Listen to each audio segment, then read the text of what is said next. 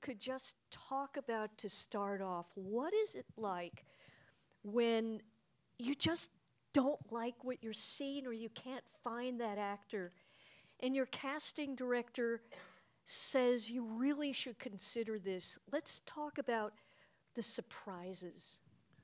Well, we have one of our surprises was Martha.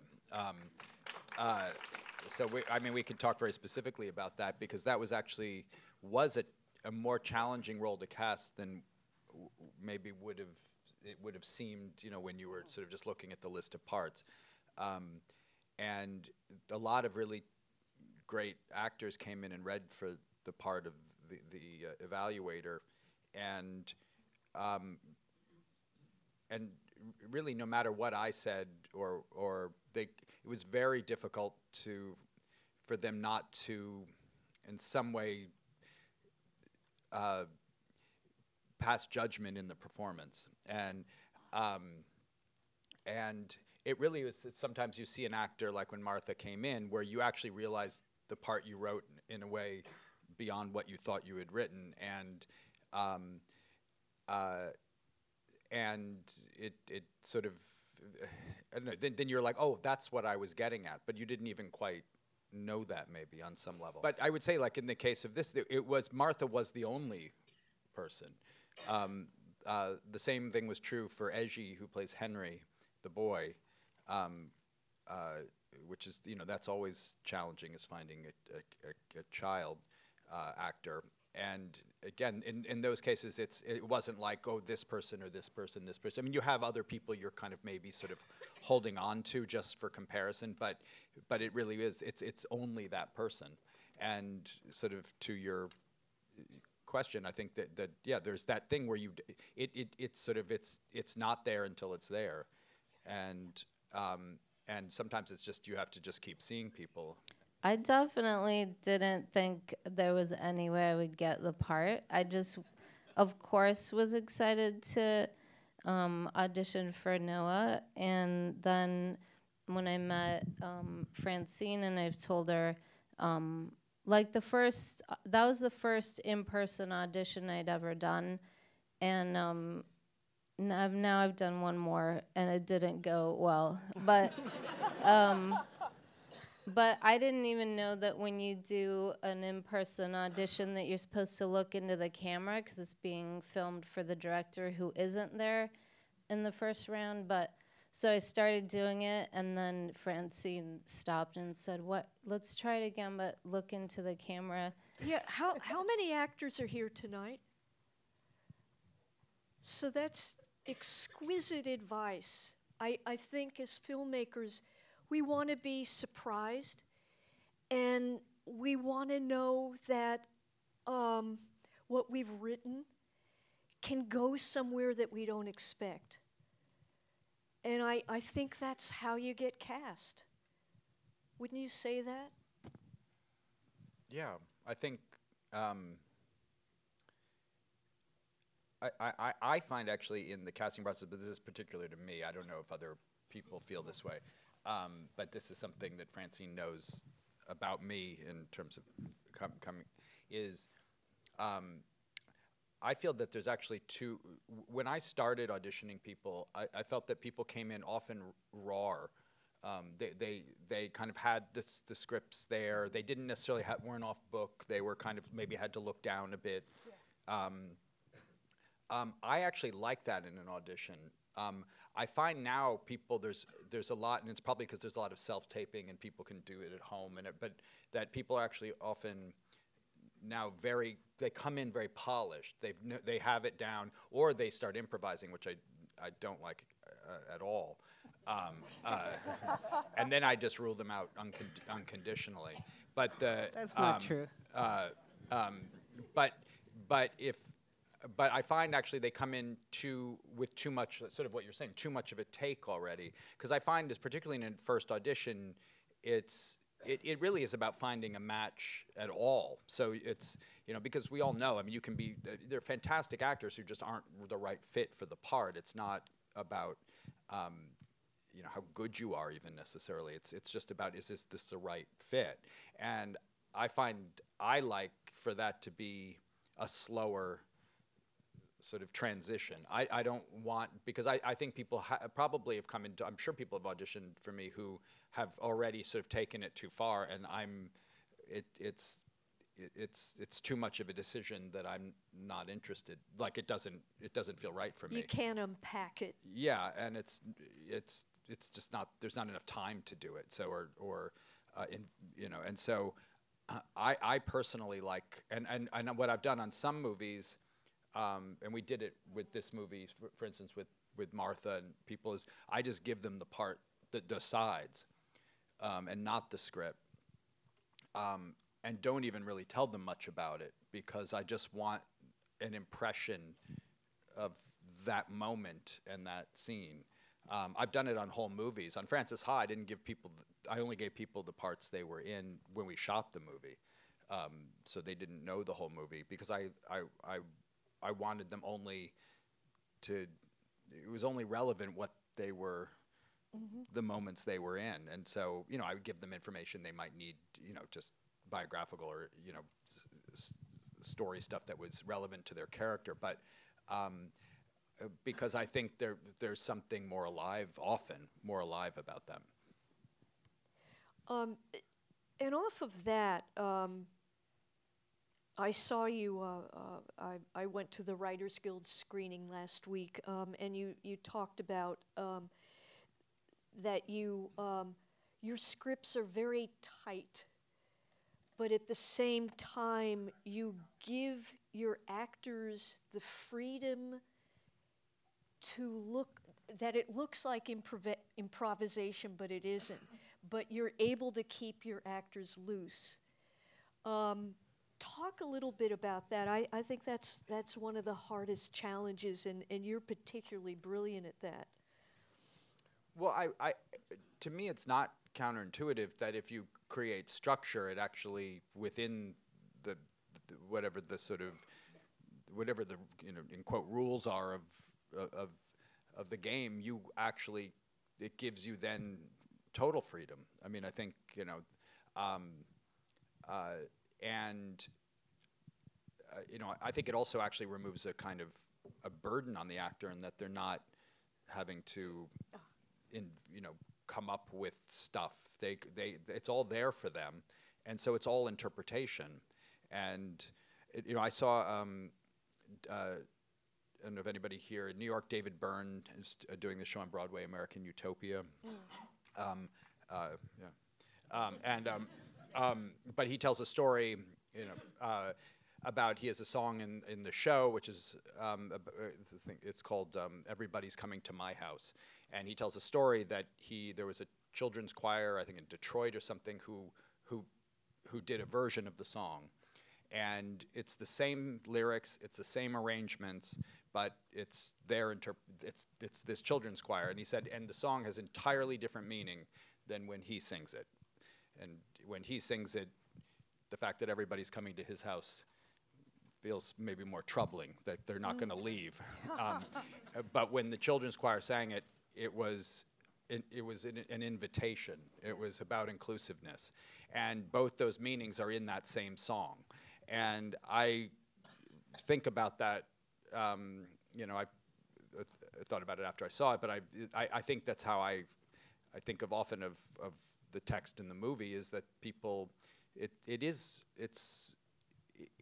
all about interpretation and about inhabiting it, but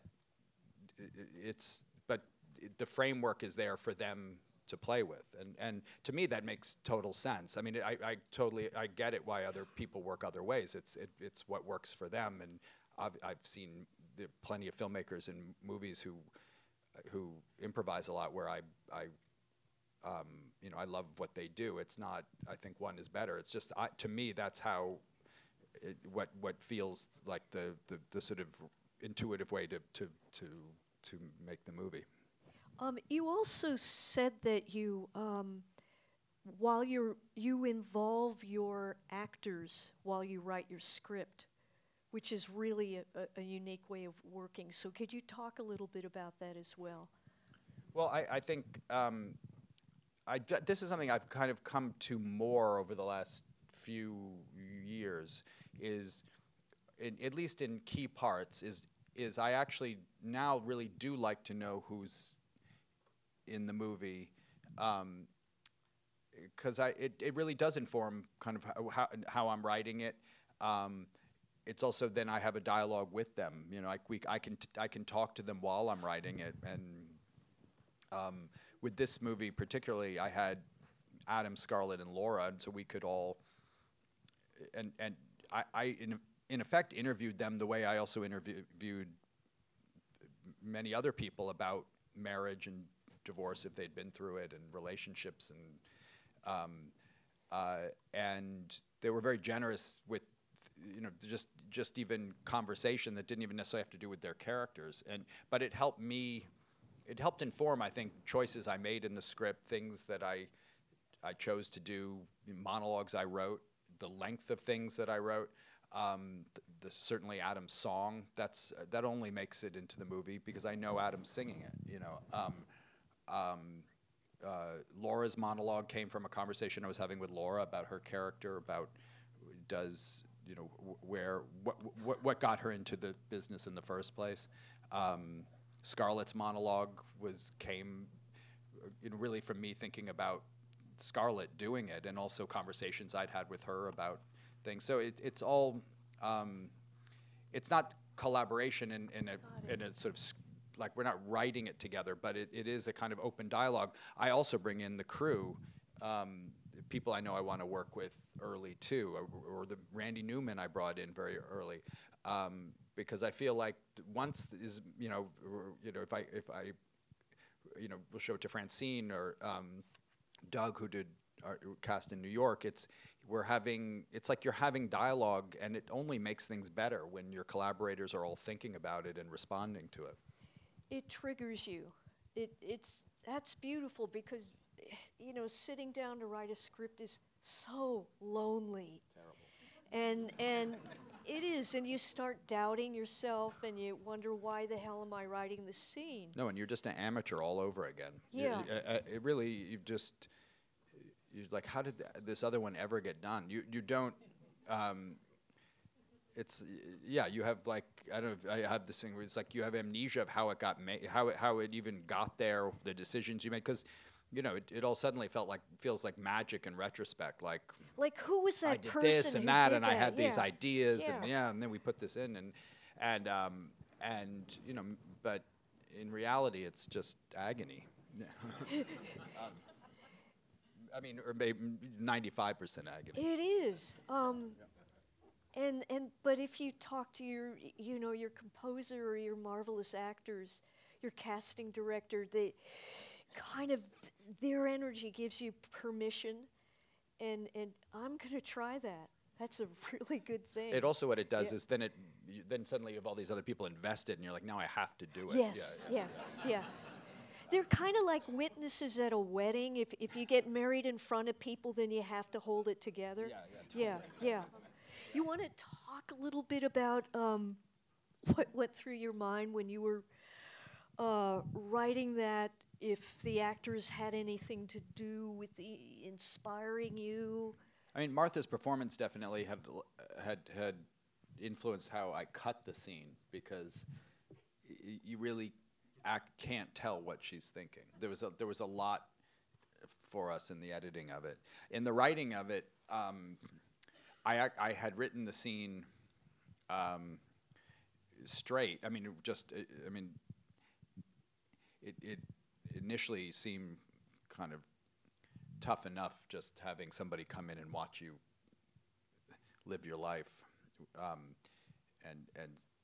and sort of to project onto that person, project on the person. And I was also, of course, thinking, well, the audience is going to project on to her as well.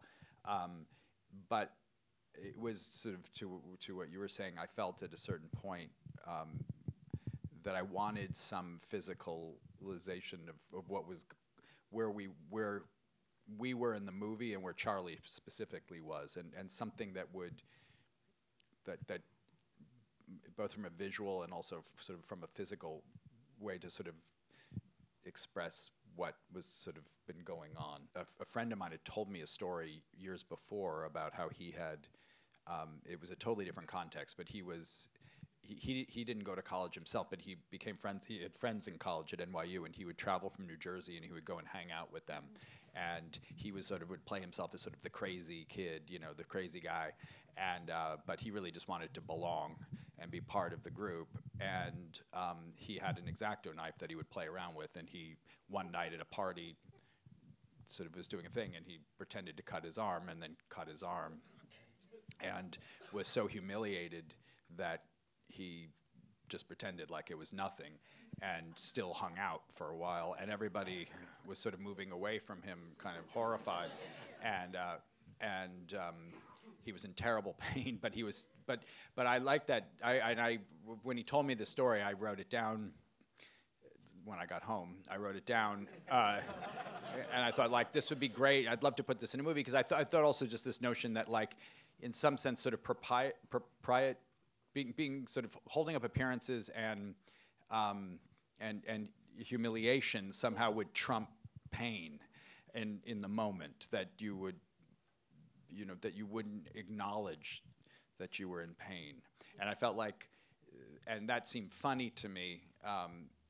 But it also then, when I was writing, I think it sort of struck me as that, whereas Charlie is in a sense is not acknowledging the pain he's in, and I thought, well, it's an example of having a story that has just sort of been in a notebook and been in my mind, and finding the right place for it at the right time, and putting it in. And he's a close friend of mine, and I'll often show him the movies at earlier stages, and he says when he went in, I've used other things of his, and he said, he's like, now I go into your movies wondering what from my life is going to appear in the movie. Let me ask you something. In your very first draft of the script, you said you saw this scene as a little more serious and straight ahead. Did it take you a couple of drafts to get the knife scene in, to see the humor in the scene? I work actually in constant revision, so I'm, I don't rough out a draft generally. I'm always, I edit this way too, where I kind of work on it, go back, work on it a little bit further, go back, so that when I'm finished, it's often quite close to what, there's always changes, but it's at least pretty far there. And so I think with this was another example of that. It's like I didn't get to the end of the movie and then go back and put it in. I think I got a little further in the movie, and then in reading up to that point, I revised this sequence. The rest of the scene was actually nearly the same. It really was just adding the knife part. And then I went back and added the knife earlier in the movie as well, so that there was some context for it. Yeah, fantastic. There's always that one scene where your actors, particularly your leads, dread doing. I don't know which for each of these actors was that scene of, oh God, it's coming up, I don't know how I'm going to handle it. Talk a little bit about how you do help your actors face the hell scene. Well, the story that Adam has told about this movie is that he's led with exactly what you're saying, that usually there's this scene. He said on this movie it was every scene. When I first showed him the schedule, he was like, why are we doing the first week? He was like, why are we doing this scene and this scene? And I was like, I mean, look at the second week. And then we were, and because there were a lot of big scenes in this movie. I mean, I find it's something you can't game it in a way, because I've had experiences where where I've had like I had a movie where I had two actors had to cry in different scenes, two different actors, and they were both quite young. The first scene that happened, I was like, I'll shoot the person who has the more emotional part first to give them, so that they can kind of do it. And when we'd rehearse the scene, I could see that the emotion was right there for her. And so I was like, okay, we were gonna save it. And so we shot it, and she started crying so much that it was like, it was way too much. And then so, like it wasn't like crying within the scene. It was almost like crying the whole scene. And so it became a kind of very.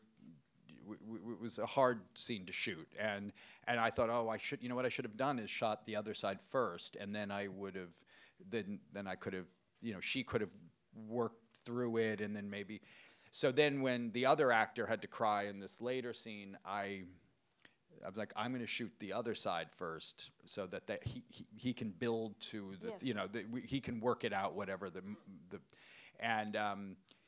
and of course, he cried off camera the entire time. And then when we turned around, couldn't cry. And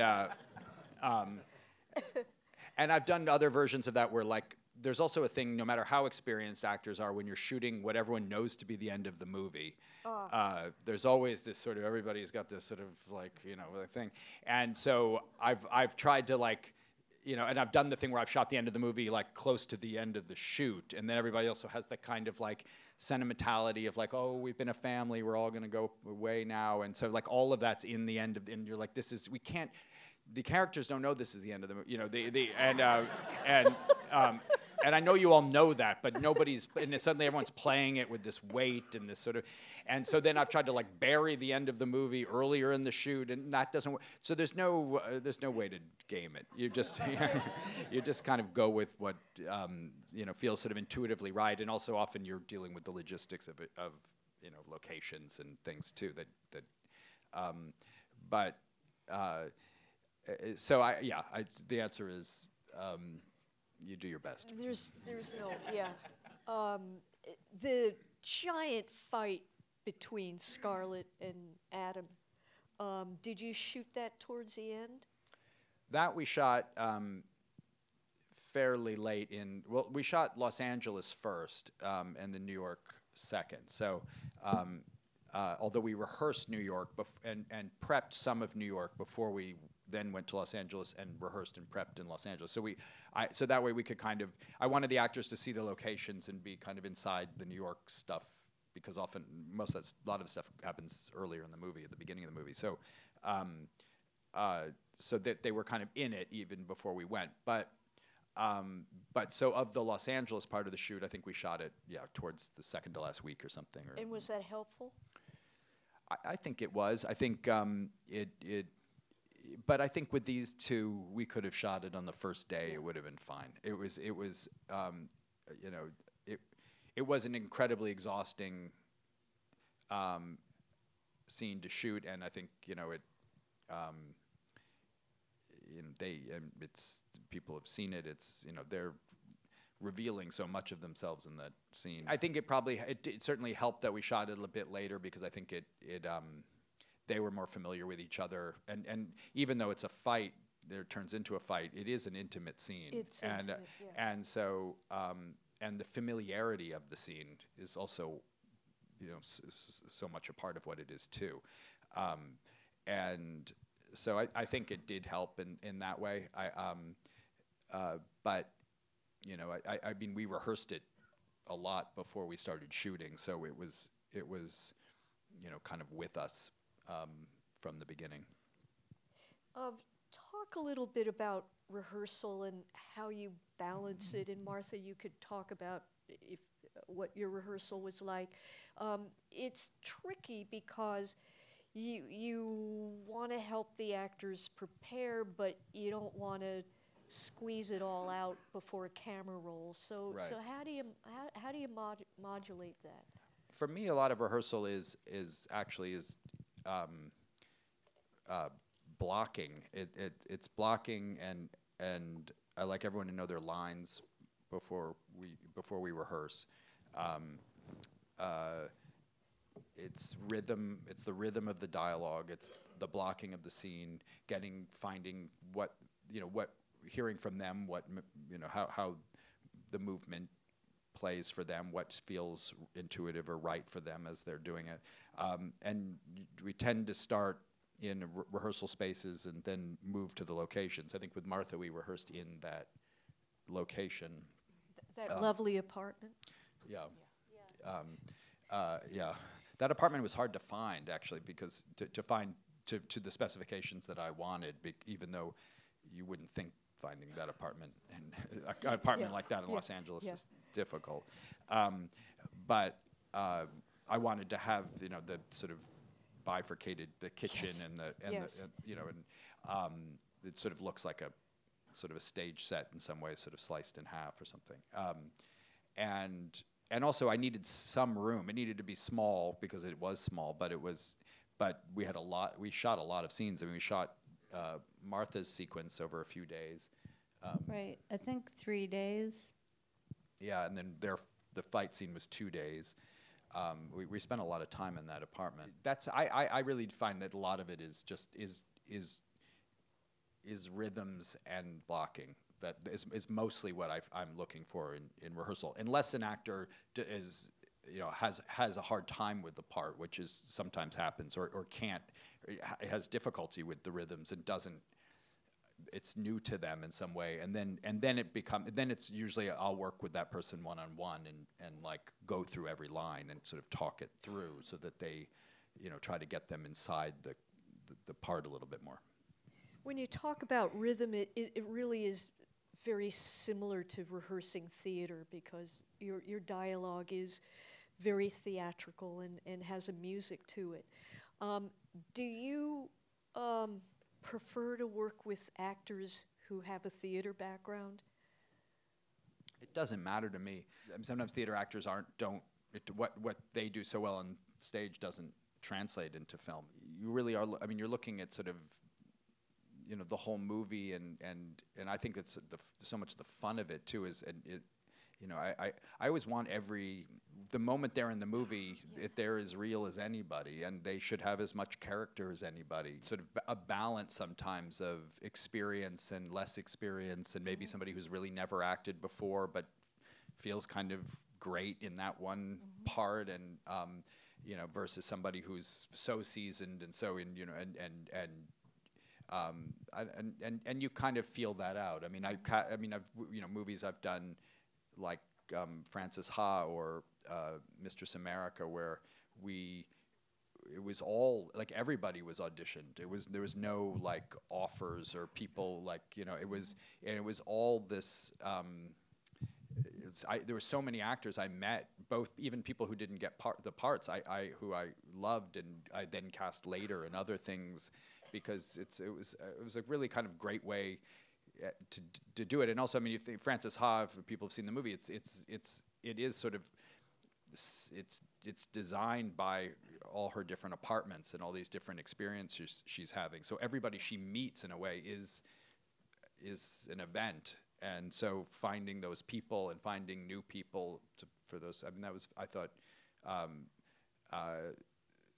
exciting. But I mean, I think it's true of every movie. This movie as well. I mean, I think Charlie and Nicole, and I mean, one way of looking at this movie is almost like the Odyssey. It's like they go on this adventure, and they go through, you know, hell of sorts and come out the other side. But everyone they meet should be kind of like, should feel like a great character. And this is important for the actors in the audience. It's really hard to go on auditions, put your heart and soul out, give a great audition, and you don't get the part. But the fact is, when you are so thoroughly yourself in an audition, when you really play with the text, you get remembered. Most definitely. For sure. Francine and I, still their actors, will talk about we've yet to cast, who we will come up again on another movie. I think it is hard in those moments in auditions to there is this sort of sense of like, oh, I didn't get it, and people going away, you know, but it is, I think, at its best, a kind of almost like a conversation that can continue on, you know, because it is such a fluke if someone's right or wrong for that particular part. It really is such a particular thing. So what I noticed in the scene when I saw the film is that you did great genetic family matching. Because the mother, Julie Haggerty, and Merritt, and Scarlett all look like they come from the same family. And, you know, that's part of it when you build a screen family.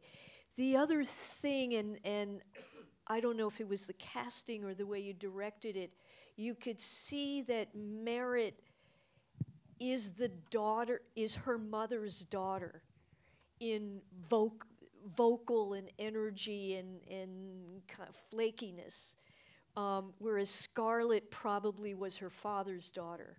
You know, the more, so if you want to talk a little bit, if you talk to Merritt and Julie about kind of matching each other as mother and daughter. That's really them. I mean, that's them picking up off each other, and again, where I think benefit of rehearsals is people just spending time with each other and things becoming more familiar in all ways. I mean, that's interesting, you saying that. I hadn't actually thought of it that way. I was gonna say also there's like the line, and you know, this again going to interpretation is, you know, and you cast someone like Merritt, you know, when she says, you know, we're just talking about she's still seeing, you know, and stop seeing Jeff, you know, about her, that Julie's still friends with her ex-boyfriend. But in the script, in my mind, it was sort of like just a further, like, and, you know, like, and stop seeing Jeff, a kind of more exasperated, but she did it in this way where she kind of did it to Scarlett, like ask, like, and while you're getting what you want, maybe you can help me get what like she was almost like piggybacking on the thing, you know, like, and which I loved. It was so much like a richer reading of that. But again, that's you know, when you have these sorts of actors. You know, I mean, Julie Haggerty's another one where, like, I think we've talked about Julie for like past movies again, and not even approached her because it didn't maybe feel like the right one. And so then on, you know, that sort of, you know, when there's an actor you've wanted to work with for a long time and you feel like, oh, you have a part for them, that's, you know, it's so exciting. What was rehearsal like for this scene? He is so flummoxed with emotion that he can't focus. We've all been there with lunch orders. What was rehearsal like for this scene? Because you had some really, these actors that you were working with. Alan Alda was exquisite in Laura, and what was that like? Well, I mean, with these scenes in particular, they're also, this and the courtroom scene as well, it's, I always saw them as sort of, like at this point in the movie, I mean, this sequence opens with Adam's face and in close-up, and then Scarlett's face in close-up, and then Adam's face in close-up, and Scarlett's, and then we're over Scarlett's shoulder to Adam, or over Adam's shoulder to Scarlett. And I designed it and scripted it as if they're having a conversation. This is how you would shoot that scene. But in reality, you're hearing the lawyers talking to each other, and I thought, well, it's, in a sense, it's almost like, you could say it's almost like inner monologue, or and I thought this is sort of beginning of them losing their voices in a way, and you know, there's this feeling of gaining voice, but you're actually losing voice, and then the whole scene continues that way. We designed the whole scene that way so that we're always over Adam's shoulder and Scarlett's shoulder, even when Laura and Alan are talking. So even when you see, you know, Alan saying, you know, I love it too, or when, you know, Amir talks about the space, we're over Adam's shoulder, because it's always their perspective. It's never the lawyer's perspective. So this is to say is that I think when we rehearsed it, you know, a lot of it is it really was for the lawyers to kind of get the rhythms together, and for Adam and Scarlett to kind of listen, because they don't say very much in the scene. But we would have everybody there, and we would sort of just mix and match. We would do rehearsals sort of throughout the day, and I would bring people in and people out, and But you know, a scene like this, we didn't have to rehearse very much because it really was like once everybody kind of, knew what they were saying and the sort of pace of it and the rhythm of it, it really, needed to be filmed. There's also because they're all sitting. There's not like the blocking is not. I mean, Laura does get up at one point and basically go around the entire table, but. I think for a scene like this, for Nicole and Charlie, a lot of it is conversations we're having just in general about things. The script itself informs so much of what they're going to do.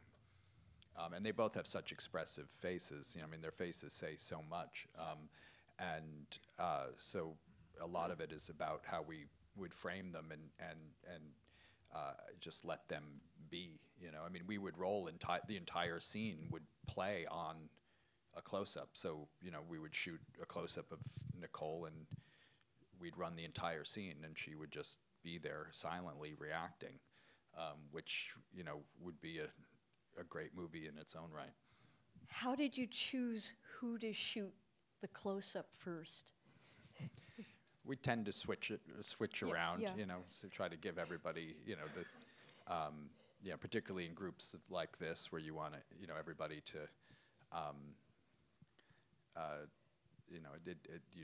you change it on the day in a way. Draw straws. Yeah, or draw straws. I mean, we sometimes in these office scenes we would actually have to go by who was by the window would get shot first because often we'd start losing light by the end of the day and we'd have to light it when we shot the other side. This sequence, that was not an issue because both sides had windows. So we actually had to shoot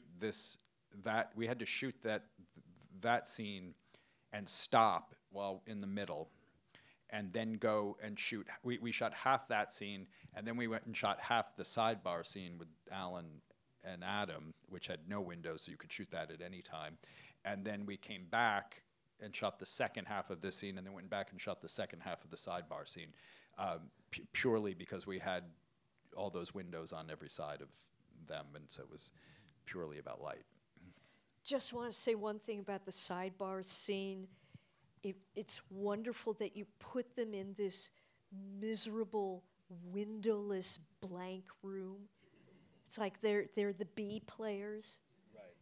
Yeah, we also found a room that had such an odd shape to it that it almost, I sort of saw it like one of those things in a fun house where you, they do that perspective thing, so you walk up and you actually get smaller, but it looks like it's going into the distance. You know what I'm talking about? That room almost had that feeling, like if you went towards the corner, you had that feeling, small. And maybe the thing is, it's getting like some Alice in Wonderland kind of. But it was a real little space in the building that had that sort of strange corner, and so even the table could never be flush with the wall. There's something always slightly off about how anybody would face the other person in that room.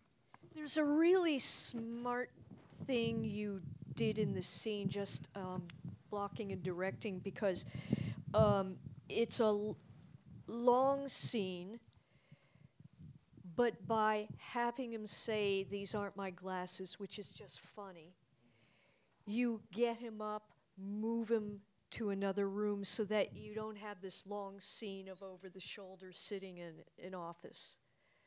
Well, we had so many scenes in offices, so I would often find reasons for people to get up.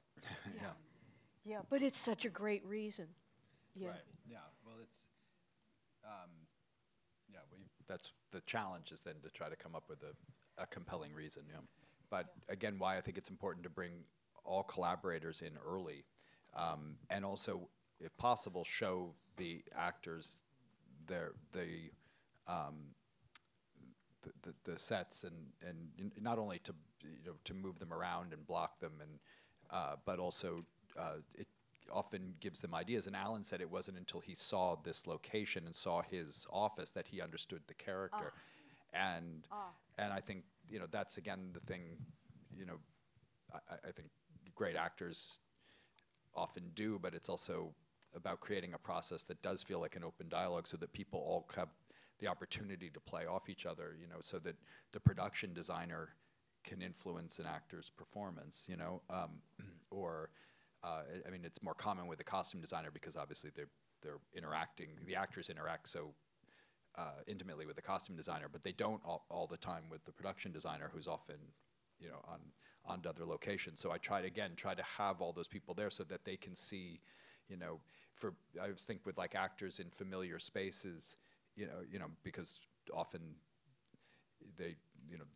if the place is somebody's home, it's just to have them walk around and open the doors a few times and open things so that, you know, because we all know how the doors open in our homes. We don't know how they open in strangers' homes, you know, or, you know, the refrigerator. I mean, of course, even in this movie, the fact that Charlie's in this strange apartment that he's trying to present as a familiar home, it becomes even a theme. So he's even trying to open the cabinet from the wrong side, you know, when he's trying to get the glass out. But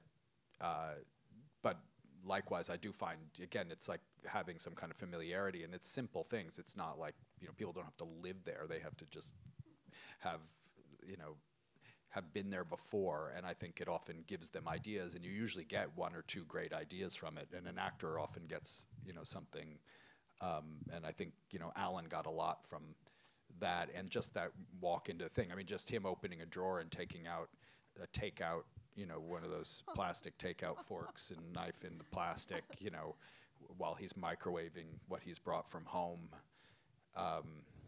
You know, that there's a lot of character in that.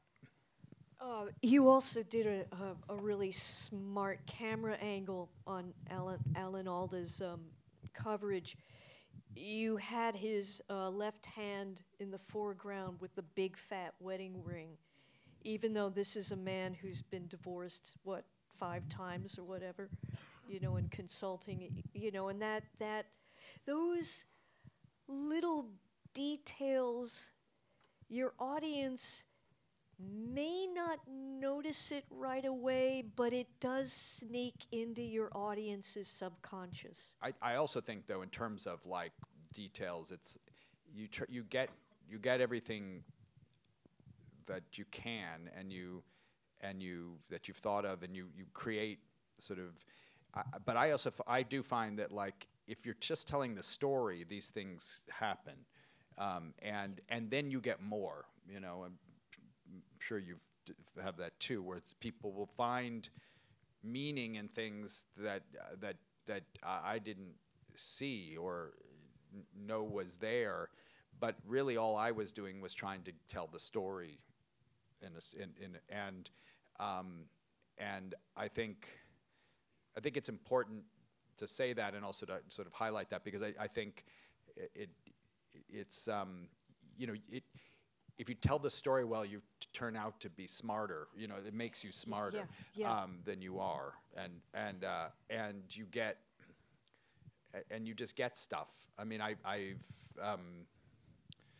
the story I tell is on Greenberg, actually, the first movie I did with Francine, and Greta Gerwig's character is driving, and one of the first lines of the movie is she's you know, in the car in LA, and she says, "Are you going to let me in?" She's talking, I mean, really to herself, but she's talking to the car, you know, next to her, because she's merging lanes. And somebody in an interview, when I was, you know, I wrote the movie, shot the movie, cut the movie, released the movie, and I was doing an interview, and somebody said, "I love how that first line is, 'Are you going to let me in?' because that's the whole movie." And I had no idea. And I almost started to cry in the interview because I thought that's so moving. But really, I was telling the story of traffic, and but in doing that well, I got some kind of other thing from it, and I think that happens a lot. If you're telling your story well, these other things come. Well, that's it, and this has been such an honor to talk to Thank you. Yeah, three. it's been great. So here's to being vulnerable, here's to being kind, here's to loving storytelling, and good luck to you all. Thank you. Thanks so much for that. Thank you. And thank you, Jane.